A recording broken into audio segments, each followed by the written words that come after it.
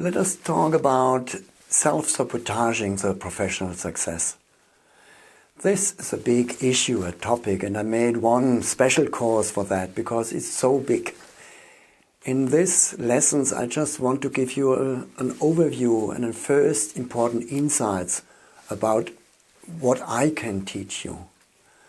Let's start with a story I like to tell, because it was the first time I really came across the connection between family and professional success. In my previous life, 25 years ago, I did management training, did a lot of mental training to really resource people. And during 3 years, I had a seminar where the same people came 4 or 5 times. And they were working on their big professional issues. And the last seminar, one woman came and just said, I don't know what I can do right now. I reached the goal I was working the last 3 years with you. She was a medical doctor and she said, I wanted to have my private practice. And I imagined always the room, the nice place, and I imagined then I can really give to my patients what I want to give. I need the right place, I need the right atmosphere. And now, since 6 weeks, I have that reached. I have the really place I dreamed of always. So I could start. And I'm sitting there and I don't have any energy. So I know I should go outside and talk to people about my work, about some special methods I offer. And I always dreamt to do that, but now I'm really blocked. So how does that come? And you may think, what is that situation? And maybe you know people who have similar experience, or maybe you know that from yourself sometimes. So, and I was just in the time where I became aware of these connections between family and professional success and self-sabotage.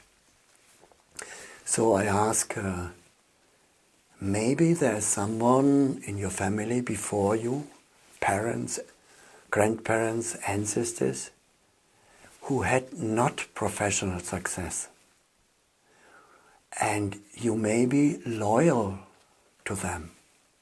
So just think, is there any person which comes into your mind, you could be loyal to this person in not having professional success?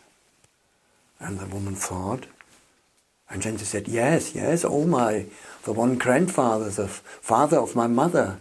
After the war, he came back home and he was really destroyed by the war as a soldier. Before the war, he had a good career and now he had no more money and he had really to go selling just stuff and going through the villages and having something to carry and just selling to the people just to make a little bit money. And everybody in the family felt kind of ashamed of this.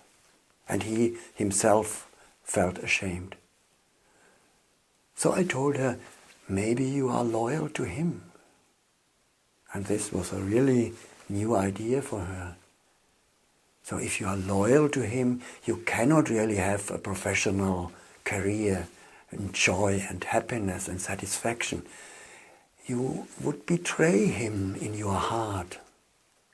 And this is not the mind of the grown-up, this is the heart of the child. So sometimes we are sabotaging ourselves just because we don't want to leave someone alone in our family who did not have this success. So we would think we would betray him. And this is a little child in ourselves. Because when you come into the world, your heart is totally open and you take in all energies of your family. And if there is sometimes someone who is excluded, someone who is unhappy, the little child has the open heart for this person. And then later on, this connection remains. You cannot allow yourself to be really happy in your profession if you are connected with someone in your family who was not happy. So maybe just for a moment, just think for that. Could that be if you are not satisfied, you are connected to someone? You are loyal to someone?